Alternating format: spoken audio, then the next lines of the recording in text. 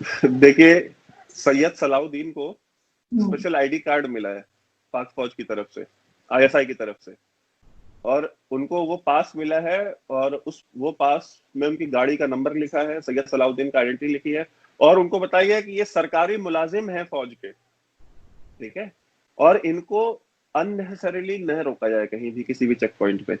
ये पास सैयद सलाउद्दीन को मिला है। वो सैयद सलाउद्दीन जो ग्लोबली रिकॉग्नाइज्ड टेररिस्ट है, यूनाइटेड नेशंस ने उसको डेजिग्नेट किया है, अमेरिका ने उसको डेजिग्नेट किया है, यूके ने उसको टेररिस्ट डेजिग्नेट किया है, और उस सैयद सलाहुद्दीन को आपकी फौज सरकारी मुलाजिम बना के ये बोलती है कि इनको चेक पोस्टों पे अननेसेसरी न रोका जाए, ना इनको हिरासा किया जाए। और बलूचिस्तान में अगर कोई सहाफी जाए, कोई शख्स जाए, तो आपका आर्ग्यूमेंट ये है कि चूंकि इंडियन इन्वॉल्वमेंट है, टेररिज्म है, इसलिए हर किसी का आईडी कार्ड मांगा जाता है चेक पोस्टों पे रोक के। जरा मुझे आप ये बता दें कि जो कर्नल की बीवी होती है, उससे तो पुलिस भी नहीं रोक पाती, आपकी इस्लामाबाद के अंदर नहीं रोक पाती, ठीक है। और वो वीडियो वायरल हुई थी, आपने देखा होगा, तो बाकी वो आप रॉ एजेंट बना देते हैं। जो फौजी है, जो फौजी की फैमिली है, वो उसको आप रोक नहीं सकते, और जो फौजी नहीं है, जो फौजी फैमिली से नहीं है, उसको आप बोलते हैं कि भाई ये तो रॉ एजेंट है। तो अब इस बात का देखिए, इस बात में कॉन्ट्रास्ट आप देख लीजिए इन दोनों बातों में। लेकिन आपका मीडिया जो है, आई थिंक लास्ट वीक भी और इस वीक भी बहुत ज्यादा ये बात भी कर रहा था कि दाऊद इब्राहिम जो है वो पाकिस्तान में है, कराची में है। उनका घर भी दिखाया जा रहा था कि जी दाऊद इब्राहिम का घर है, लेकिन उसी इंडियन चैनल के रिपोर्टर जो कराची से रिपोर्ट कर रहा था, पाकिस्तान से रिपोर्ट कर रहा था, इंडियन ही था वो, कोई पाकिस्तानी नहीं था वो, लेकिन उसने कहा कि नहीं, ऐसी कोई चीज नहीं है, हमने ऐसा कुछ नहीं देखा कि दाऊद इब्राहिम जो है वो पाकिस्तान में हो। लेकिन ये किस चैनल की ये किस चैनल की बात है आप जो मुझे बता रही हैं? मैं TV9 की बता रही हूँ। वो TV9 का रिपोर्टर कराची में खड़ा था। हाँ, कराची में, बिल्कुल। और कराची में खड़ा होकर वो ये कह रहा था कि नहीं, यहाँ पे ऐसी कोई बात नहीं है। हाँ, उसने कहा कि नहीं, यहाँ वो पाकिस्तान से था, वो कराची से ही मेरे ख्याल कर रहा था, लेकिन पाकिस्तान से था, हो सकता है नहीं, बिकॉज वो यहाँ था, इंडियन ही था, वो पाकिस्तानी नहीं था। उसने कहा, मैं कह रहा हूँ, आप कह रही हैं ये चीज, बट मैं इस चीज से बिलीव नहीं करता हूँ, बिकॉज इंडियन मीडिया तो बैन है आपके यहाँ पे। नहीं, बैन है। वो कराची कैसे पहुंच गया? वो उसका मसला है, वो कैसे पहुंचा, लेकिन ये कि वो यहाँ से रिपोर्टिंग करवाते हैं। कह रही है, मैं देखूंगा, मुझे मैं आपको मुझे क्लिप भेज दीजिएगा। सामने से गुजर रहे हैं जिस रोड के ऊपर दाऊद इब्राहिम, जिसको यहाँ पे मुच्छड़ के नाम से भी जाने जाते हैं, उनका घर मौजूद है। ये घर जो इस वक्त मेरे उल्टे हाथ पे आ रहा है, ये सफ़ेद रंग का घर जो वाइट हाउस के नाम से जाना जाता है, इस घर के बारे में कहा जाता है कि ये दाऊद इब्राहिम का घर है। कुछ अर्सा पहले उन्होंने अपनी की मेहंदी इसी जगह पे की थी, जिसलिए, और ये बात हमें यहाँ के जो आस करीबी जो हॉस्पिटल है, पार्क लेन हॉस्पिटल नाम है इसका, जिसकी दीवार उस घर के दीवार के बिल्कुल साथ लगी हुई है। इस घर में इन लोगों ने ये बात कंफर्म की है कि इसी जगह पे वो फंक्शन किया गया था, जो फंक्शन दाऊद इब्राहिम की हिंदी और माइयों का फंक्शन था।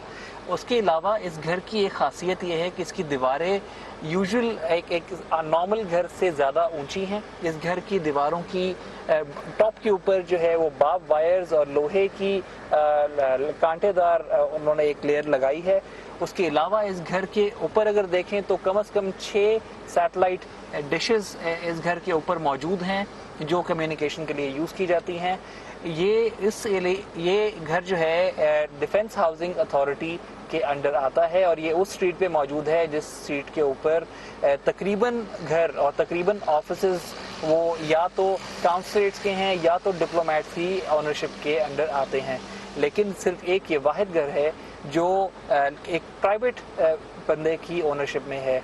मुझे यहाँ के जो कुछ लोकल्स हैं और कुछ जो हॉस्पिटल में काम करने वाले लोग हैं, उन्होंने ये भी बताया कि यहाँ पे इस तरह का जो फंक्शन की जिसकी बात मैं कर रहा हूँ, वो जब हुआ था तो कम से कम 2 से 2,500 लोग यहाँ आए थे।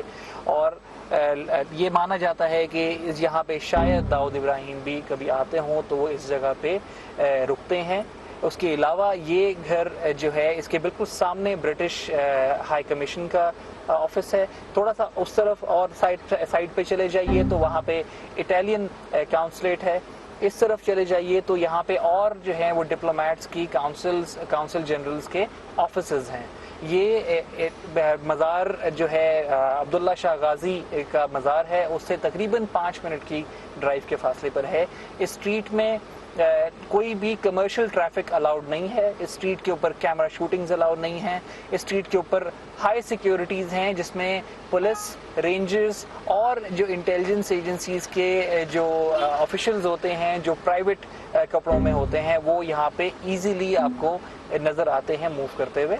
उसके अलावा ये एरिया जो है सऊदी मॉस्क जिसके बारे में कहा जाता है, वो इसका करीबी लैंडमार्क है। उसके अलावा गनवा भुट्टो जो पीपल्स पार्टी की लीडर बेनज़ीर भुट्टो, लेट बेनज़ीर भुट्टो की फैमिली मेंबर हैं, उनका घर भी इसी स्ट्रीट के ऊपर मौजूद है।